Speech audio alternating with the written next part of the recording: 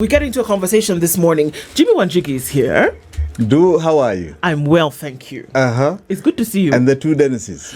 I am surrounded by Dennises. I never thought that I would be able to say that. As fate would have it. And here we are. So what's all this new positioning? Now it's like... So, things happen on a Monday sometimes.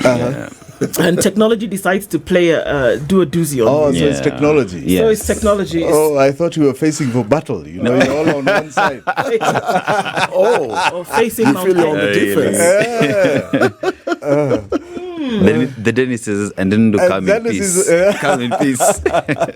Come in peace. Nice to see you all. Yeah, nice to see you. It's good to be back. Karibu sana. Asante sana. You've been away for a minute. A little bit. Yeah. I see you have an interesting heading today. Yeah, let me tell you, things have been happening, Jimmy, and we're trying to tie things together. In terms of money's being spent, where they're coming from, what is being owed, etc., etc. We'll get into that in just a little bit, But as you know, so Dennis does a walkabout, and he's gone to a different African country this week. This one you might like. Please, I am recusing myself. Be warned. I'm recusing. Because I was not warned in the morning. When this proverb came out. I am recusing myself completely. And it's all on Assetto. All right. But you see, the thing is, when you travel, you get these proverbs. It is not my mistake. We are in a country that played with Harambee Stars yesterday, not the country. And congratulations to that fantastic Harambee Stars. team. Yeah. So today we're in that goal country. from, what was his name, Ogam? Yes. Oh, yeah. Fantastic goal. Yeah. So they're doing very well. Yes, early in the morning, he said the Zambians came, they saw, and they were conquered. Yes, they were. Yeah? They were. Proper, They were. right? But now let's go to that country. So when you talk about Zambia, we talk about a country of about 20 million people. We talk about an economy that is powered by mining, especially copper and cobalt, as well as agriculture, tourism, and energy being key in ensuring that the country continues to move forward.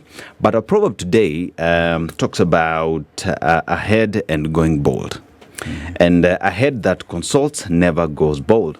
A head that consults never goes bold. How would you interpret that? Okay.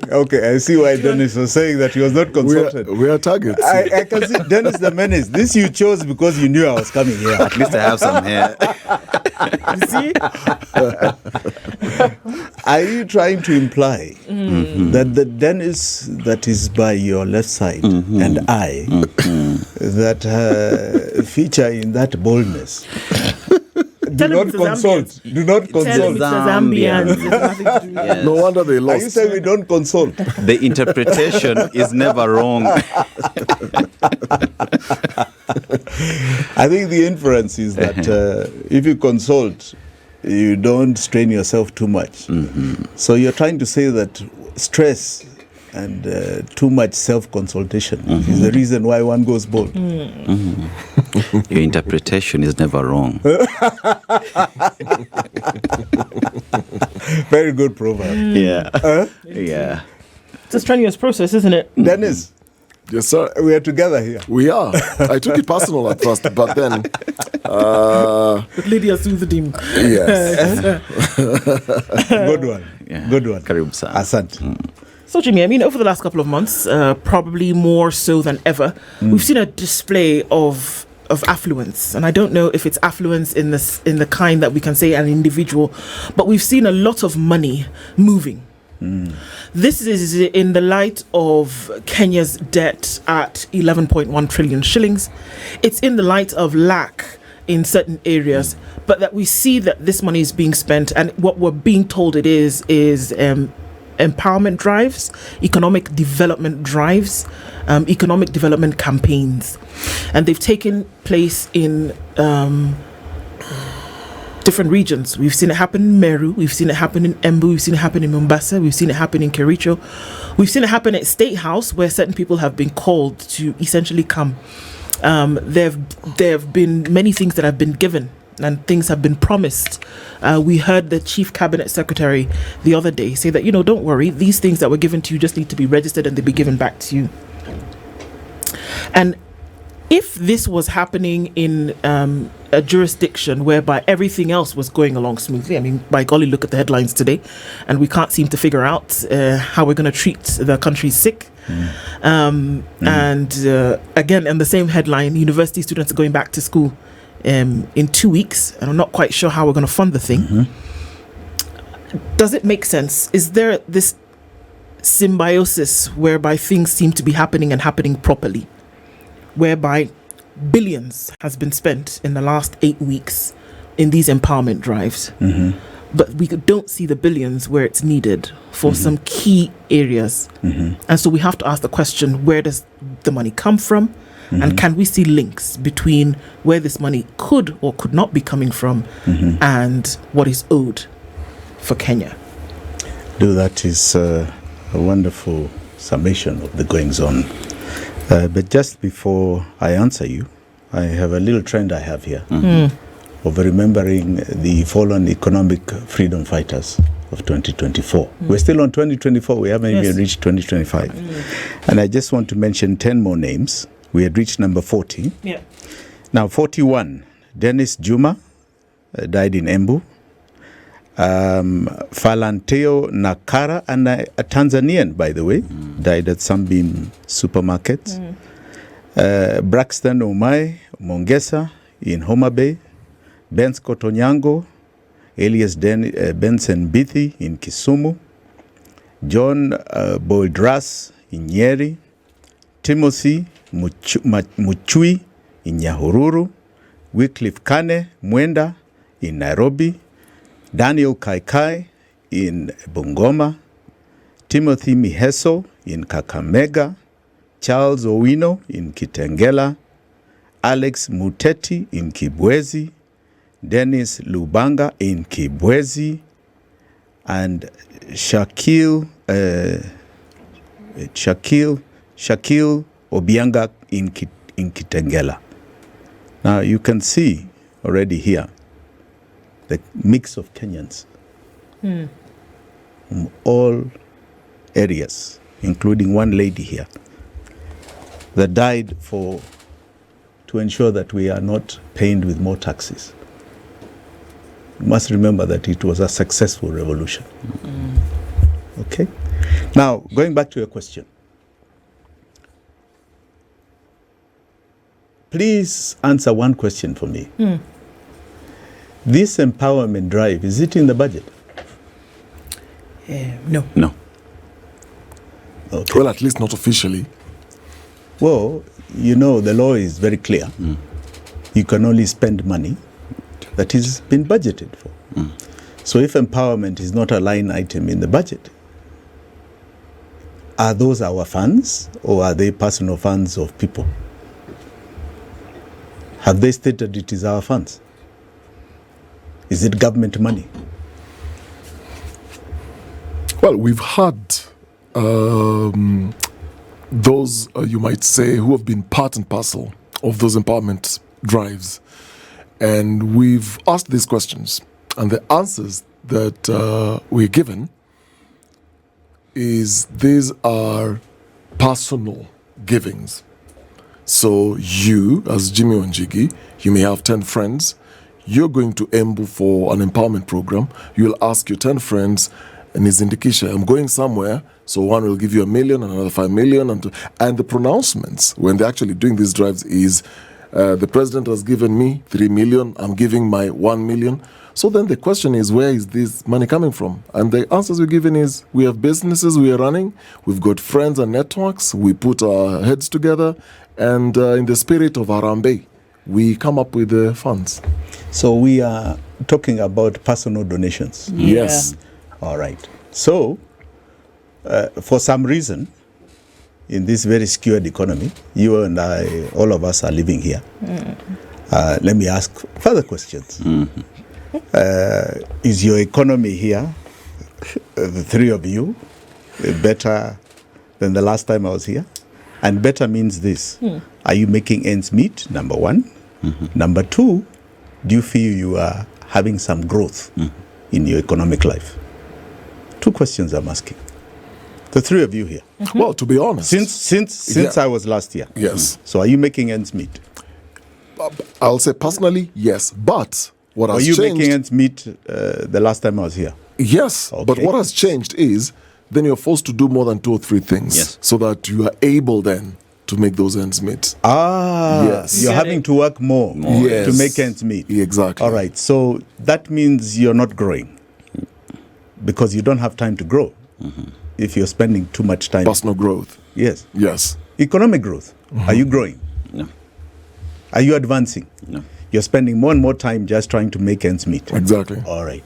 But there are others who seem to be growing. These are the ones who are able to donate all these hundreds of millions towards It empowerment. seems. It seems. Yes. All right. Let me put it this way. I doubt that is coming from any businessman. These are slush funds of a government. All right. I think recently you saw a big query from the Auditor General about money coming from e-government disappearing in some strange companies that have been formed that do not have PIN numbers. You can't quite find. And normally when you hear those sort of elusive companies, they are NIS. And NIS, maybe those funds are a conduit for a slush fund created by NIS. For what purpose? The President's Slush Fund. Yes. The President's Slush Fund. And what I'm also hearing about these empowerment groupings, money is brought by one person. I don't want to glorify him by mentioning his name. It's brought by one person. He donates to the people sitting there what they are going to contribute. Like an MP will be given 200,000 and told 100 is for you, 100 you put in the kitty. The people who collect the money are the same people who came with the same transport, either a helicopter or vehicle. So they collect the same money. And by the evening, if you've had a head count, as you were saying, Dennis, of 7 million, that is what is counted. But the same 7 million which is collected goes in the same bag back into a chopper or into a car with the same people saying they're securing it and they go to the next venue. Jimi Wanjigi. So, are we? No, I'm telling you what I'm hearing from the ground. We're Yeah. saying that. So hang on. so- if we're saying this money that finds its So way, we're talking about props. We're talking about showbiz mingi hapa sana. so the money is not actually going to No, Kenya. this is a lot of showbiz. And really, I think you have seen the modus operandi of William Samoei Ruto since he came in, and even before. It's just showbiz. It's just showbiz. All right? And please don't buy into this rubbish. In fact, you give it too much attention.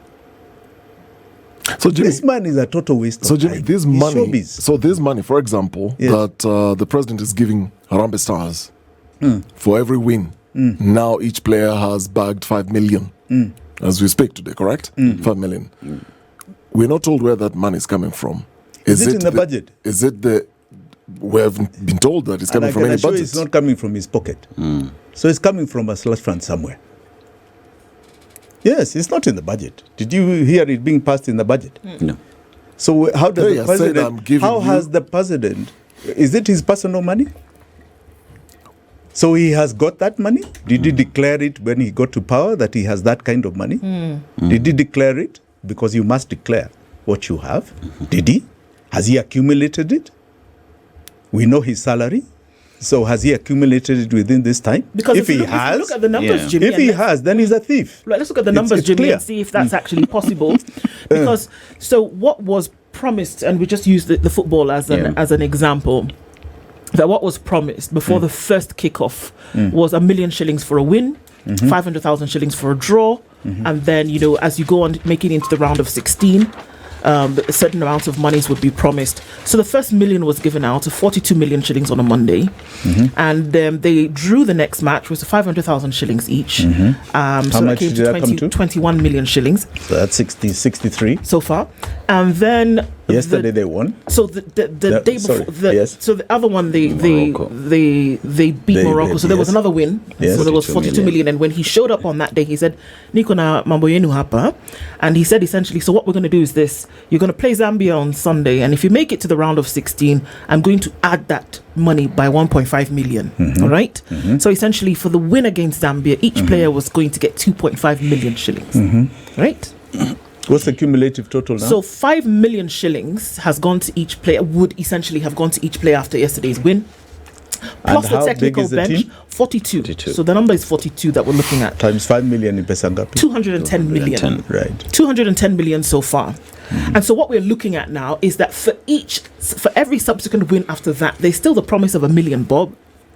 And if they beat Madagascar on Friday night, we're looking at another $1 million shillings, another 42 million. But then there's a promise also of a 2-bedroom house, and if they get further along, it's a 3-bedroom house thereafter. So all of these promises are being made by the president. Whether he's going to give this in cash or the actual house, we don't know. But 210 million shillings so far given to the Harambee Stars. Are we saying that it's not plausible that the president has this kind of money from a personal point of view that he would gift the team? This is the same president who nationalism. This is the same president who said he's got 1.2 billion shillings to build a church as a personal donation. I ask you again, was this declared? Because when you're running for public office, you must declare your net worth. I can assure you it was not declared. If he says he has received donations from friends, the law is also very clear about donations. They must be declared, they must be open, and they must be up for scrutiny, because the president can be bought by other parties to influence him against Kenyans. So our law is also very clear. I believe, I'm not saying that I have this for fact, but I believe it is a slush fund, right, that they are using. Before they used to call it confidential expenditure. I think you've seen some accusations about the former DP, or he used his confidential money instead of using it on politics or confidential politics or this or that. He used it on himself. The situation we have here is that there is some slush fund that seems to have been created, right? Whether it's through an NIS budget, confidential, whether it is through the Ministry of the Office of the President, through Interior, there is a slush fund that the president is using for these so-called ego political trips. And let me put it this way. I want you to appreciate what 1 billion shillings is. All right? Okay. 1 billion, because the amounts you're talking about to Harambee Stars may get to 1 billion, right? God willing. In fact, we hope they succeed and keep winning. The church was 1.2 billion. 1 billion shillings, Dennis, the menace, to your life is 70,000 shillings. You're a young man. Is 70,000 shillings per day for the next 40 years of your life. To just blow it up, 70,000 per day. Per day. For the next 40 years. 2.1 million shillings a month. All right. It's not small change. It's not small change. All right? So if this is money being collected by Kenyans in terms of tax to a government, and it's being spent outside of what has been approved for their lives, all right? It is a criminal offense, and more importantly, it is unjust. Just the way you put it, you have headlines today where people are not having medical care. All right? And they don't get to those amounts. People are not getting care. We have a problem here, and we have a president that is busy doing showbiz. Showbiz. I'm sorry. It is showbiz. We've just gotten the figures on Friday of the accounts of July. All right? We had a tax revenue of 173 billion. Okay? 173 billion. We paid 123 billion in debt. You got 50B left. 50. All right? Now, that is 72% of the tax revenue. All right. We spent 3.8 billion on development. Okay? And we borrowed about 61 billion. For what? 91 billion on top of that now went for recurrent expenditure. So you can now do your hesabu. What did we borrow 61 billion for? Recurrent expenditure, it seems. All right, okay. All right? Now, 1.1% of the total revenue went to development. So as you're talking about all this money being doled out, development is only 1%, just over 1% of last month's budget. Debt was 72%, right? In fact, Moody's put it very well the other day in their report.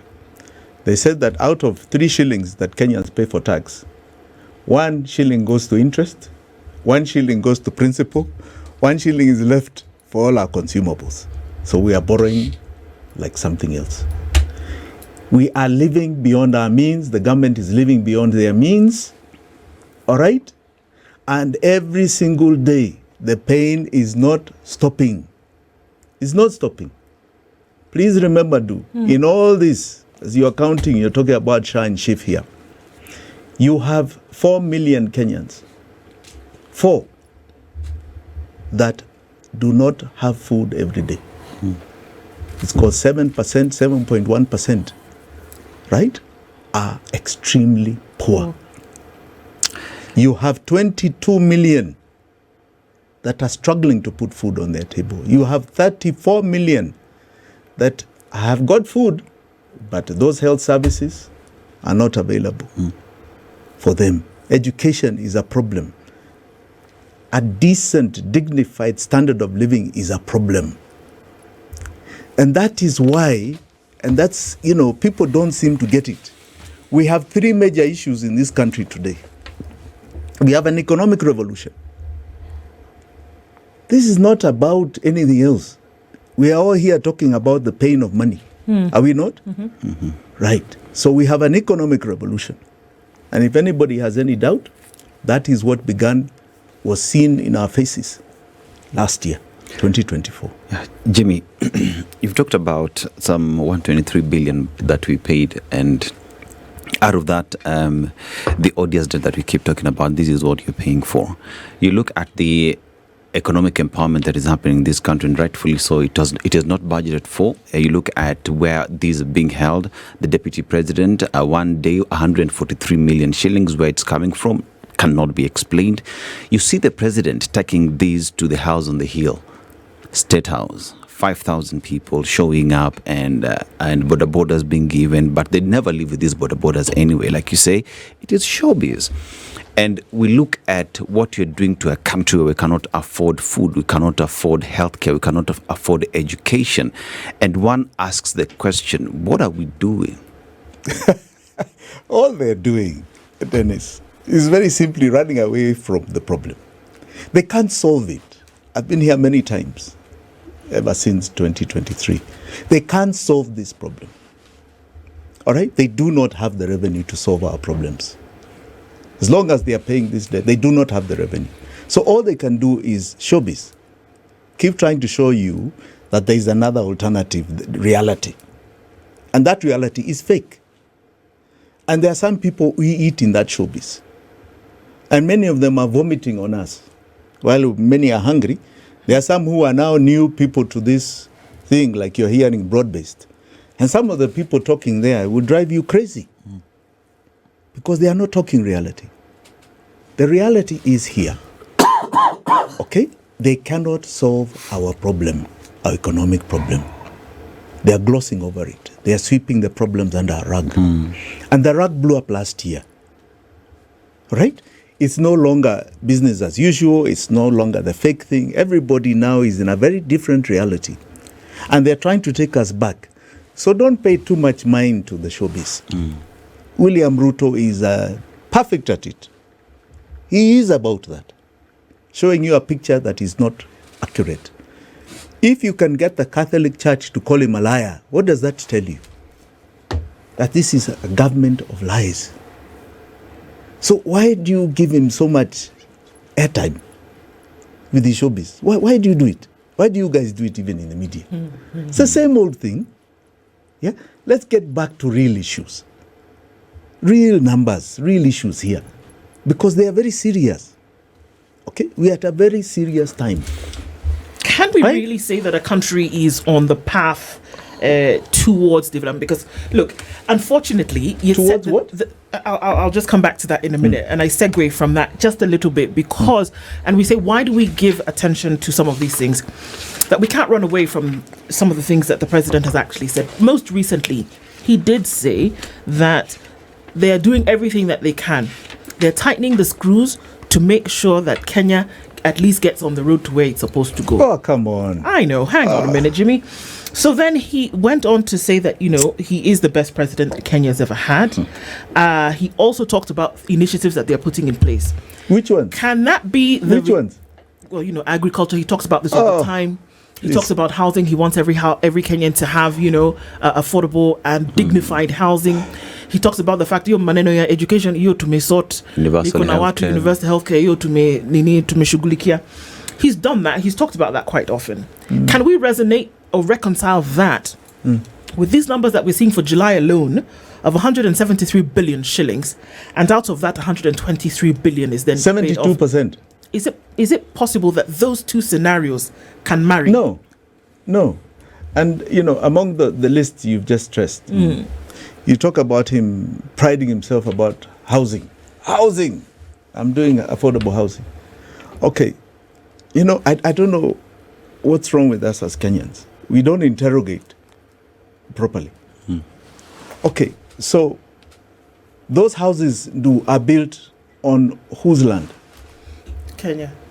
No, whose land? It's public land. Right. So the taxpayers' land. Yes. Right. And the buildings are built with whose money? Taxpayer. So Dennis, you contribute, right?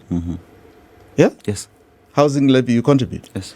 So your money is paying for the building? Yes. And the government, who is you and I, right, are coming to sell it back to you and I. Yes. So is the government a profit-making entity? Dennis, you look confused. That's I really want to ask a simple question. It's like this, eh? Yeah. You have land, Dennis. Yeah. Okay, your own land. You use your own money to build it, and then you sell it to yourself. Does that make sense? It doesn't. So this is what is going on and being touted as a great thing. The government is making profit, right, out of building. So are they a private entity to make money? Are they a company? One would assume that they're supposed to create an enabling environment for businesses to flourish. No. If this was in another place in the world where government is building with all our money and selling it back to us, they would have been overthrown yesterday. Do you understand? How does it make sense that public money has been used for everything and then they dare to sell it back to you? Why are they not giving them for free? It's owned by us. Being taxed for it. It's owned by us. Is the government and us separate entities? No. Are we separate entities? No, we're not. The pain point when is Uhuru the logic is flawed. No, when Uhuru was doing it. Yes. Right? Uhuru was building on public land and getting private investment to build. He was not charging housing levy. So he, during his time, he didn't do very many. I think there were about 400 or so. He could have charged because there was a PPP arrangement. This is totally public money from the land to the building. Why is the government selling? I was here not too long ago and I told you the government is a private company. And Dennis the Menace was not understanding what I'm saying. Do you understand now? Yes. Because that is what a private entity does. It's not what government does. So please do. How is that a good deliverable?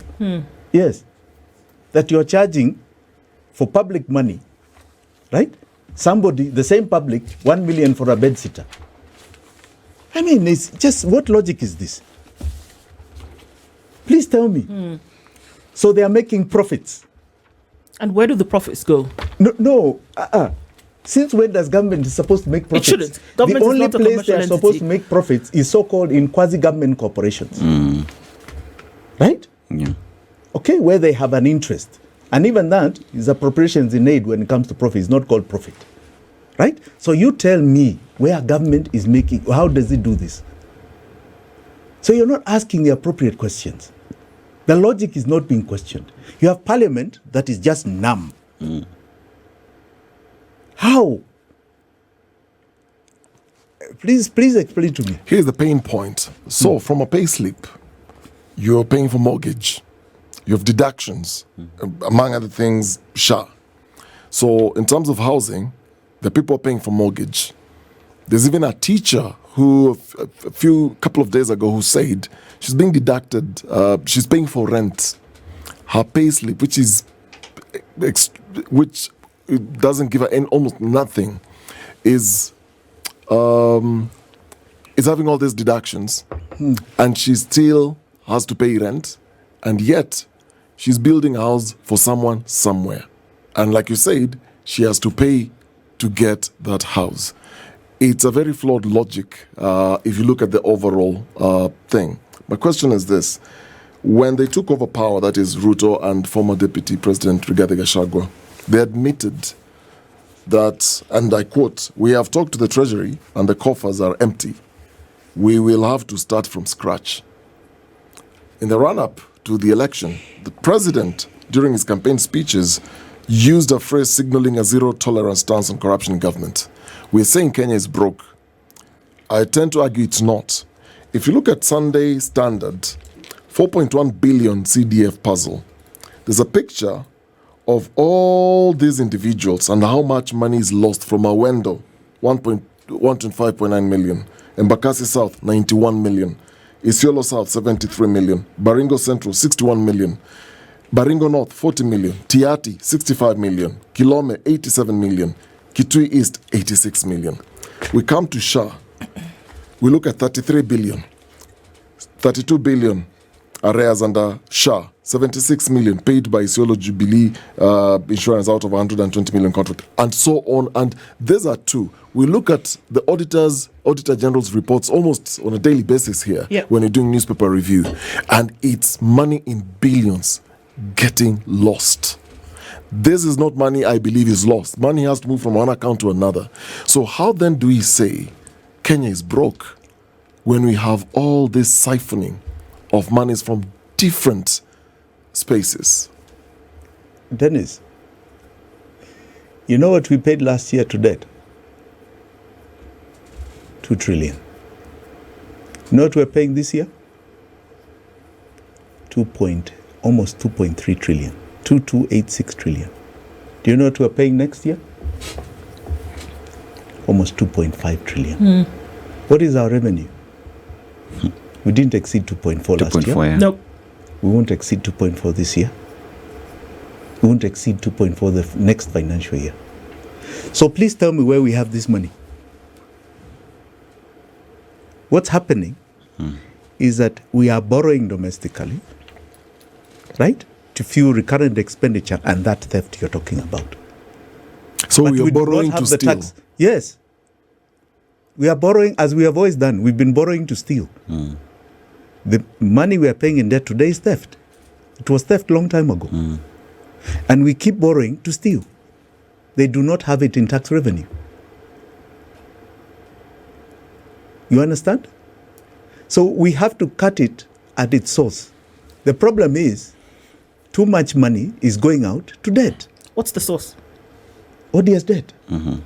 Who would? Fake debt. Right. We've asked this. Fake debt.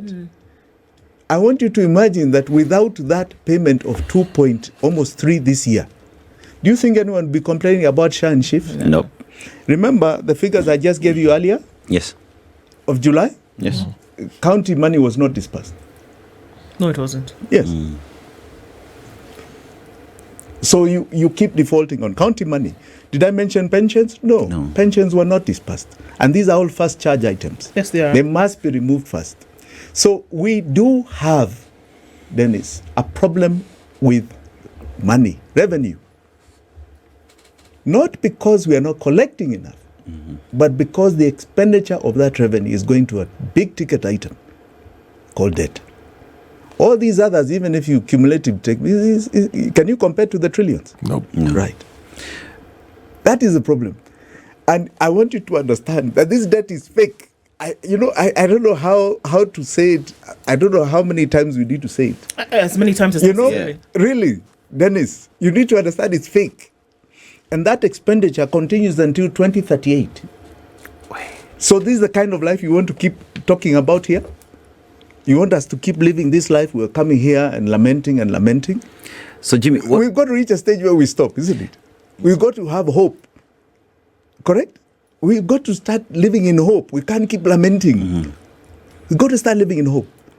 And the only way we are going to start living in hope, right, is if we start really addressing the issue and dealing with it. Not talking, actually acting. And acting here is very simple. Mm-hmm. You cut off that debt and you have a debt payment. You have a very different life for every Kenyan here.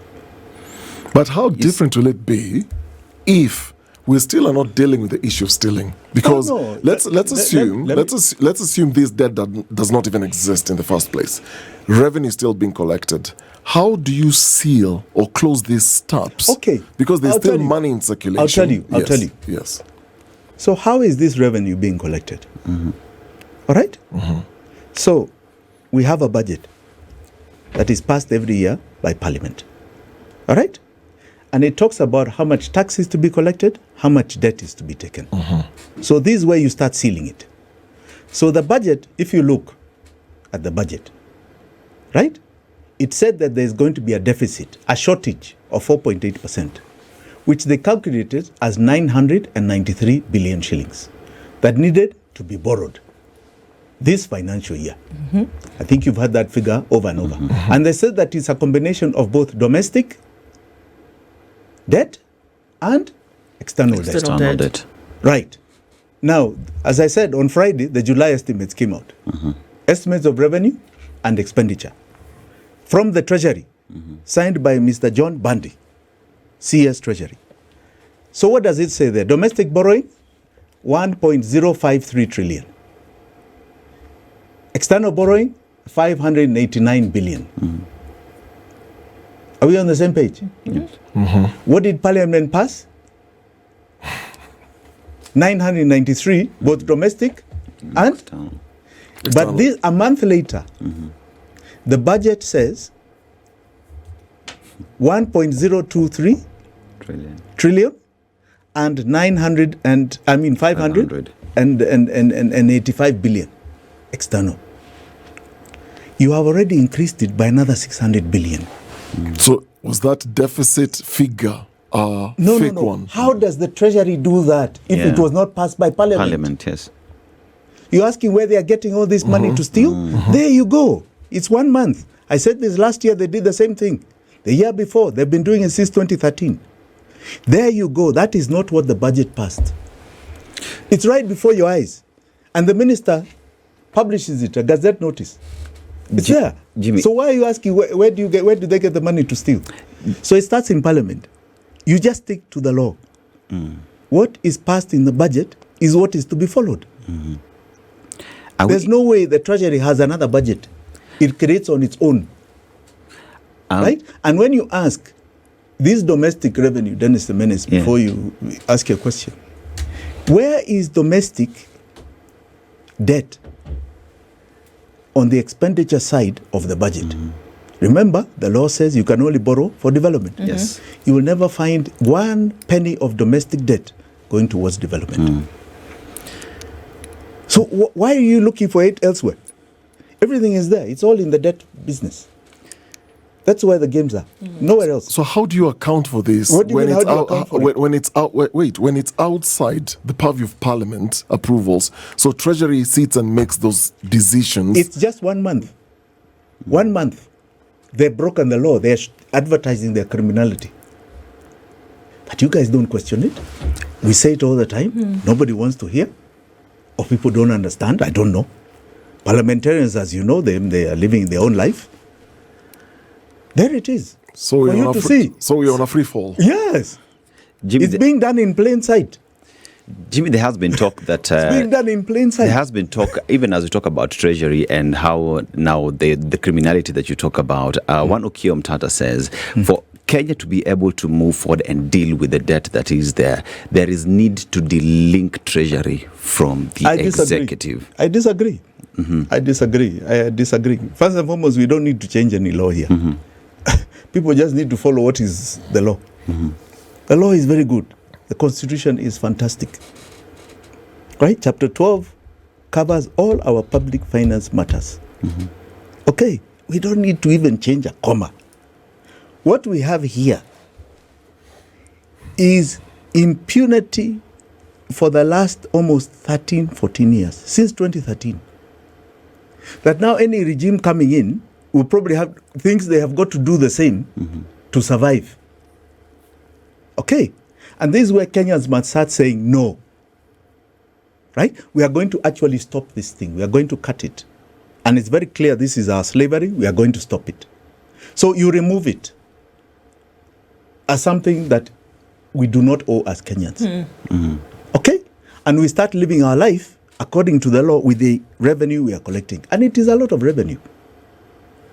2.4 trillion? 2.3 going to debt this financial year? So I want you to imagine you need 200 for Shah and Chief, 178 actually. You need 200 for all the education, even university. Yes. All right. What is that? 20% of that? It's nothing. You can even reduce taxation. You can remove this stupid housing levy business. You can reduce VAT from 16 to 5% sales tax. Imagine what you're doing to the country. You create a stimulus that is unparalleled. Free primary education of Kibaki just took an average of between 6,000 to 10,000 shillings. All right? A term from a parent's pocket. Gave back. Okay? That here you are paying this, is now back to you.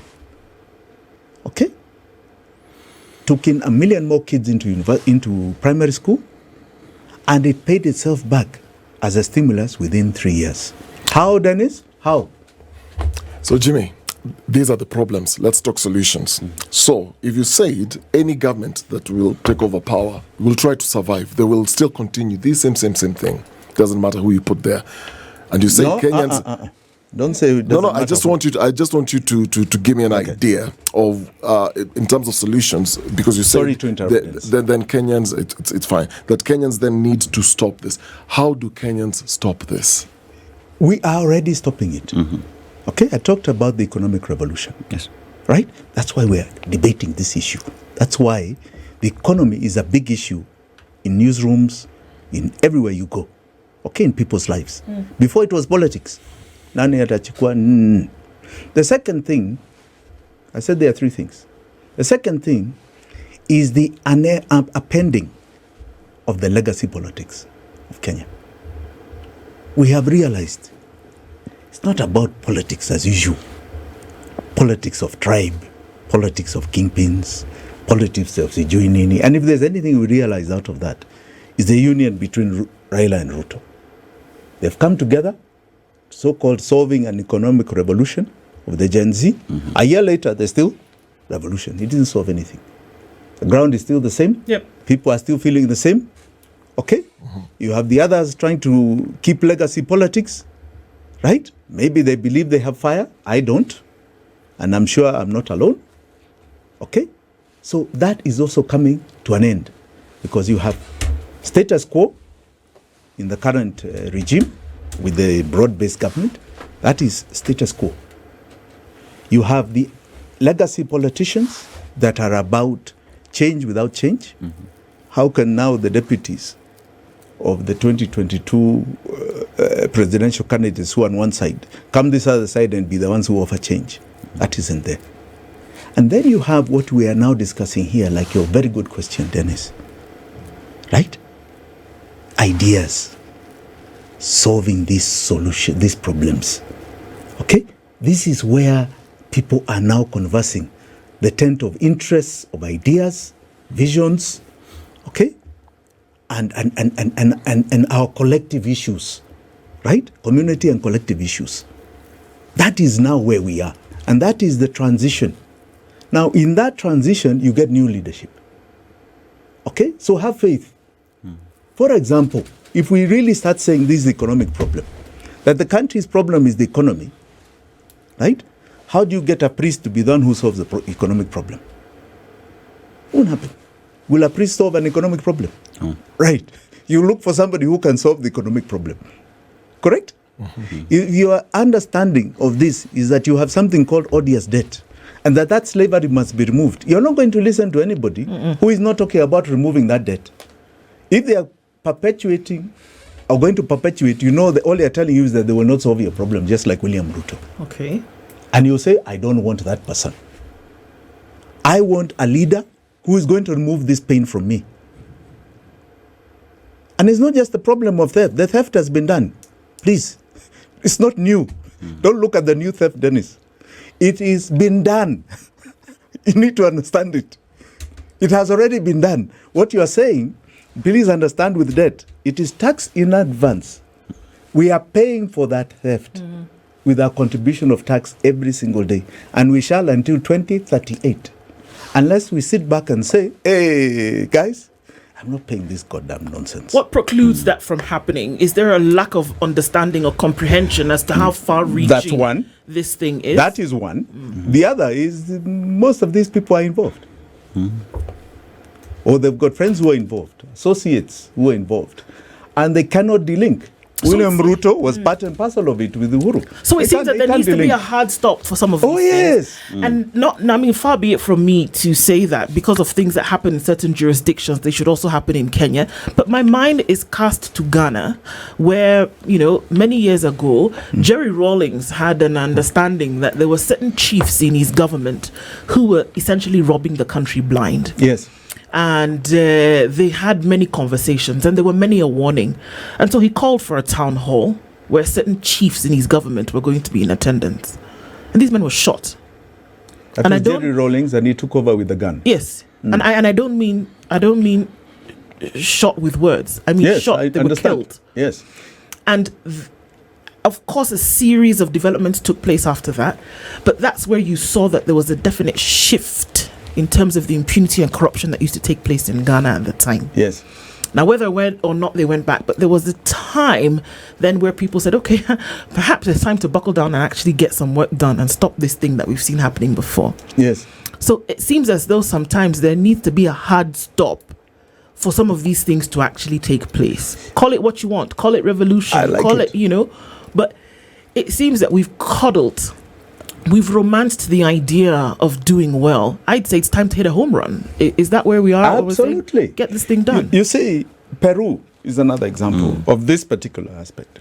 Peru got up once they removed a president called Fujimori. And they said, we are not paying that debt. Okay? And they chased Fujimori until they caught him and they jailed him. Okay? But the key thing is they said they are not paying debt. Today in Peru, they survive without any debt. In fact, if you as an individual get to power and start talking about debt, there will be a revolution outside to remove you. We must reach a stage. And I believe not reach, no. I think we have reached the stage where we say we have got to cut off this pain. All right? Whatever people did, right, they'll carry their own cross. But we are cutting it off from our backs. We are not carrying it anymore. We are cutting it off. And I can tell you, you then have a very different life. Because thereafter, you will have very clear accountability. You will not have Parliament passing a budget and the Treasury thereafter creating its own monster. You will not. So we must look at leadership that is prepared to cut this debt and this pain, that hard stop you're talking about. And Jimmy, this has to be citizen-led, because what you're hearing right now is we need to sit down, conclave, and that would be to protect themselves and injustice that has been meted on Kenyans. So when you talk about stopping this, it has to be citizen-led, which is, as you say, already is ongoing through the revolution that we see. Absolutely. And citizen-led, I mean this. This is a direct contract between the people of Kenya and the leadership that is to come. It's not about conclaves, not about tribal groupings. You know, we must start envisaging in this tent of ideas and issues a country, right, which is here, and I believe it is here, where if you're a Mukamba, you'll be elected in Kandara constituency as an MP. All right? Dennis here will go to my Madhioya in Muranga and be elected on the basis of his ideas. He probably went to high school there. So he has articulated and understood the problems of the area, maybe more than any local person. That happened here in Kahao Ndani. When you had an MCA, he's the late, I forget his name now. Monday somewhere. Yes. Who was elected, right, in what is primarily a Kikuyu ward. Okay? Because the man stood up. He was called Gearbox. Yes. The man stood up, okay, for the issues of the area. We must now start looking at ourselves as a country that evolves that way. I believe we have.